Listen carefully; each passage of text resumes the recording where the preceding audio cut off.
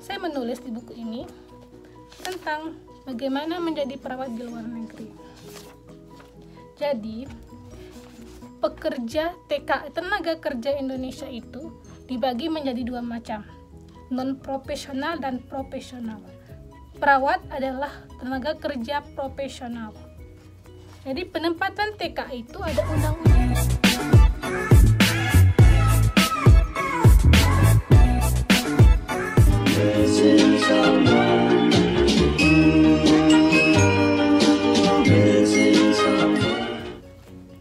Assalamualaikum warahmatullahi wabarakatuh.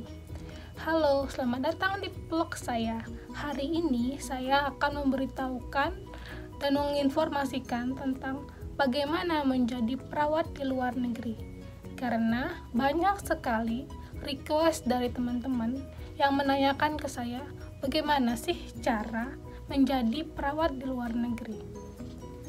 Sebelumnya, saya perkenalkan, saya adalah perawat yang bekerja di Riyadh, Saudi Arabia. Nama saya Ayu Pratiwi. Saya berasal dari Palembang dan Jogja. Oke, ini adalah vlog tentang informasi menjadi perawat di luar negeri. Saya sudah bekerja di Saudi Arabia selama 2 tahun lebih. Saya ke sini tahun 2017 akhir, tepatnya tanggal 16 Desember 2017. Kemarin akhir 2019 saya cuti pulang ke Indonesia setelah menyelesaikan kontrak 2 tahun. Lalu saya pulang lagi ke Saudi Arabia untuk melanjutkan kontrak selanjutnya. Baiklah, saya akan memberitahukan pertama, ini video pertama tentang persyaratan menjadi perawat di luar negeri. Ini ada di buku saya. Ini buku saya. Saya menulis di buku ini tentang bagaimana menjadi perawat di luar negeri. Jadi, tenaga kerja Indonesia itu dibagi menjadi dua macam, non-profesional dan profesional. Perawat adalah tenaga kerja profesional. Jadi penempatan TKI itu ada undang-undangnya, Undang-Undang Nomor 39 Tahun 2004. Jadi ada 4 jalur buat bekerja di luar negeri. Pertama, pemerintah. Jadi ada pemerintah, tenaga kerja Indonesia dari pemerintah. Namanya G2G, Government to Government. Ini ada dalam pasalnya 10A. Government to Government atau G2G. Kedua, PT TKIS. PT TKIS itu adalah PT Tenaga Kerja Swasta. Jadi itu agensi ya. Ketiga, perusahaan untuk kepentingan sendiri. Biasanya itu perusahaannya sendiri itu yang meminta tenaga kerja Indonesia untuk berangkat bekerja di luar negeri. Dan keempat tuh perseorangan atau mandiri. Biasanya ini kita mendaftar, mencari informasi di internet, dan kita mendaftar mandiri. Tapi semua skema jalur 4 ini harus melewati BNP 2 TKI yang ada di Jakarta. Karena nanti akan ada proses dokumen semuanya. Ini resmi, ini legal.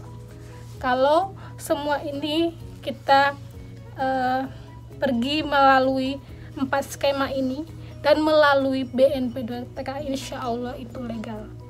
Asalkan ada KTKLN, kita mengikuti PAP. Nanti akan saya jelaskan di video selanjutnya. Video kali ini saya akan menjelaskan tentang bagaimana dan syarat-syarat menjadi perawat di luar negeri. Sebelum kita mencari lowongan, kita harus tahu dulu ini kita mengikut pakai 4 skema yang mana dulu. Kalau saya kemarin ikutnya PT TKIS atau PT Tenaga Kerja Indonesia yang swasta. Tapi sebelum ke Saudi Arabia saya pernah mendaftar lewat G2G, Government to Government, pemerintah Indonesia dan pemerintah di luar negeri. Saya kemarin pernah mengikuti program EPA, yaitu yang di Jepang ya.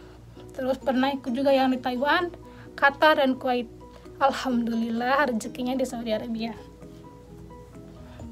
Untuk mencari agensi,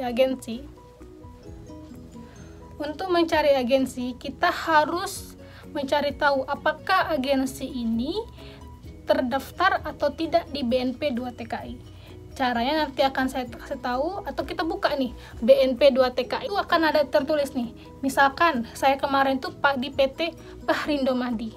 Kita cari nih Bahrindo Mahdi ini terdaftar tidak di BNP 2 TKI.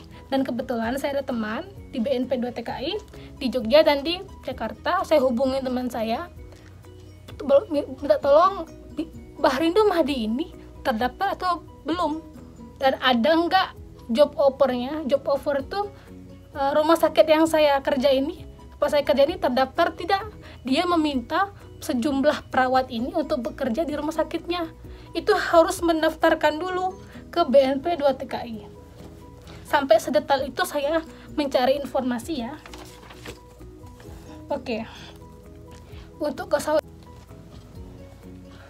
teman-teman yang ingin bekerja di Saudi Arabia, jangan takut ya.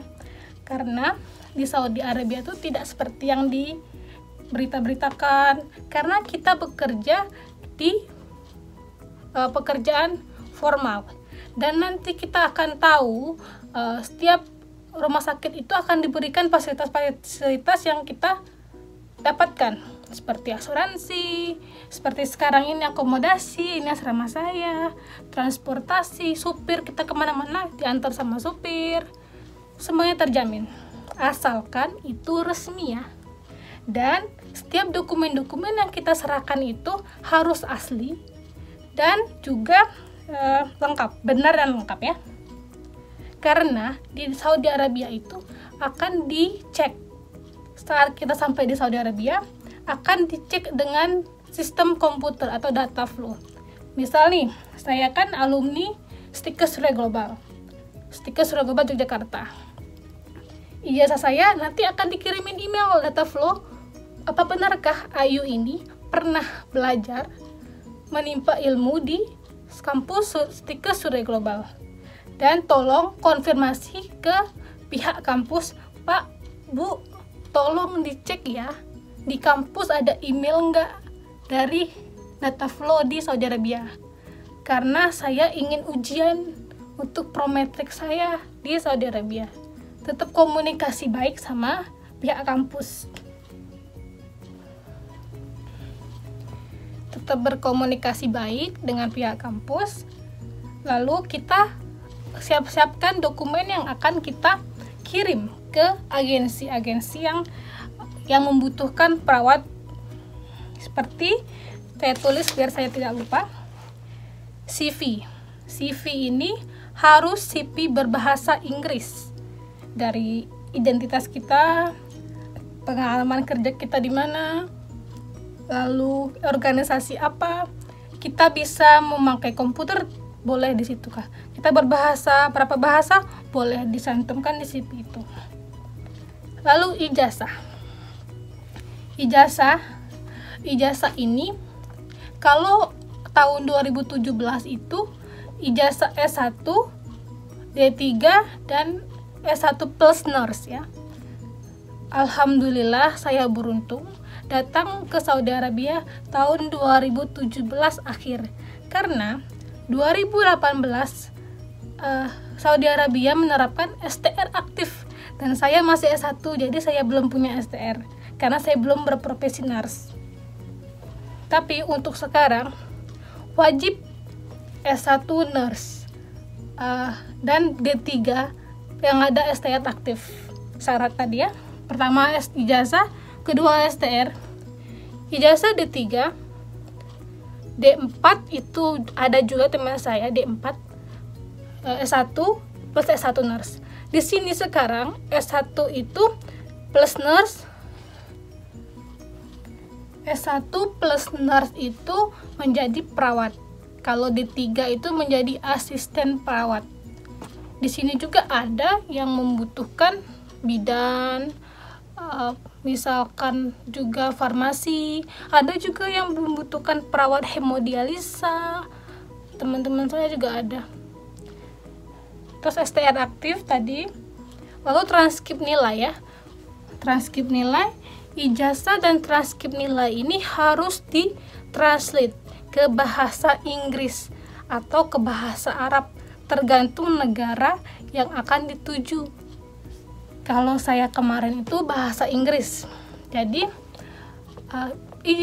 buat kita mentranslitkan ijazah kita itu harus ke tempat yang tersumpah, atau biasanya dari pihak kampus sudah menyediakan ijazah yang 2 bahasa. Dulu ijazah saya udah 2 bahasa, bahasa Inggris dan bahasa Indonesia. Pengalaman ya, pengalaman harus 2 tahun, minimal 2 tahun. Kalau 1 tahun itu hitungannya bukan perawat. Ada juga sih yang minta 1 tahun, tapi jarang. Mungkin yang home care di sini, tapi minimal 2 tahun setahu saya ya. Lalu ada juga yang mintanya syaratnya harus ex-Saudi. Jadi ada nih yang minta rumah sakit yang aku butuh nih perawat yang pernah ke Saudi Arabia, dan itu gajinya lebih besar. Lalu bahasa Inggris, syaratnya yang ke-5 itu bahasa Inggris. Bisa boleh bahasa Arab, tapi yang harus wajib bahasa Inggris aktif. Pertama kali saya kesini bahasa Inggris saya jelek, jadi nggak usah takut. Kita itu ala bisa karena terbiasa. Jadi awalnya kita bingung nih, gimana nih cara, kita tahu bahasa Inggris, kita paham, tapi kok susah banget ya buat kita berbicara ke orang lain, dan kok takut ya. Nah, nanti lama-lama di sini kebiasaan. Saya 3 bulan beradaptasi, bahasa, lingkungan, makanan, semuanya. Jangan khawatir ya. Nanti di sini pelan-pelan semuanya terbiasa. Dan ke-6, biasanya setiap rumah sakit itu berbeda. Ada yang butuh wanita, ada yang butuh pria. Dan untuk wanita itu banyak lowongan ya. Tapi kalau untuk pria ini, banyak teman-teman saya yang datang, saya udah hampir selesai 2 tahun, dia baru sampai di sini. Karena cowok itu lowongannya sedikit, adapun jarang, terus ngantri. Lalu ada dokumen-dokumen tambahan seperti KTP, KK, akte, paspor juga lebih penting. Paspor kita urusnya ke imigrasi, dan juga surat izin orang tua. Kemarin tuh surat izin yang diketahui sama kelurahan, seperti itu.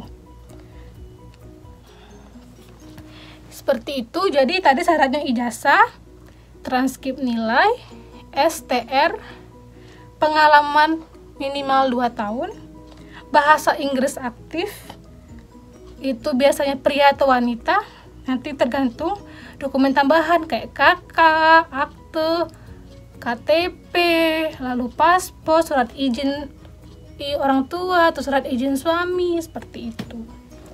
Oke, segini dulu video yang saya sampaikan. Insya Allah next akan saya beritahu informasi bagaimana proses ya menjadi perawat. Jadi nanti ada prosesnya banyak nih. Kita harus ada job offer, harus ada SIP, perjanjian kerja, terus itu nanti ada medical check up, wawancara, lalu nanti ada minta psikotes, lalu nanti kita mengikuti PAP. PAP itu pembekalan akhir pemberangkatan. Nanti kita harus ada asuransi TKI, pengurusan dokumen, visa, semuanya. Ada juga nanti stamp visa, stamp buat Kementerian Hukum, Tenaga Kerja, Kementerian Luar Negeri. Semuanya harus di stamp.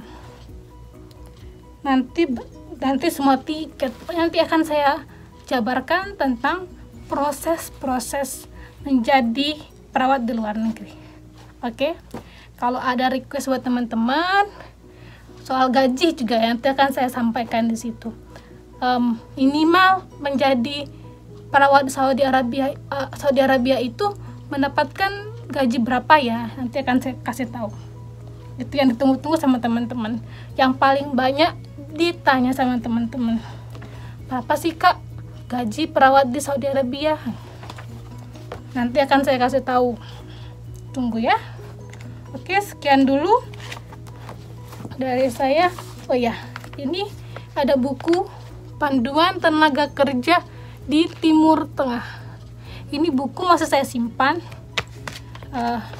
saat saya mengikuti PAP. Di sini PAP itu tadi ya, pembekalan akhir pemberangkatan. Di sini semuanya jelas bagaimana kita bersosialisasi dengan orang-orang di Saudi Arabia. Ada juga yang kalau Timur Tengah itu bukan Saudi Arabia aja ya, ada yang Kuwait, ada yang Qatar, ada yang Abu Dhabi, ada yang Bahrain. Jadi Arab itu bukan Saudi Arabia aja, banyak. Jadi jangan salah kaprah. Seperti itu. Sekian dari saya. Apabila ada kata-kata yang salah, keliru, saya minta maaf. Sama Allah saya meminta ampun. Terima kasih, syukran.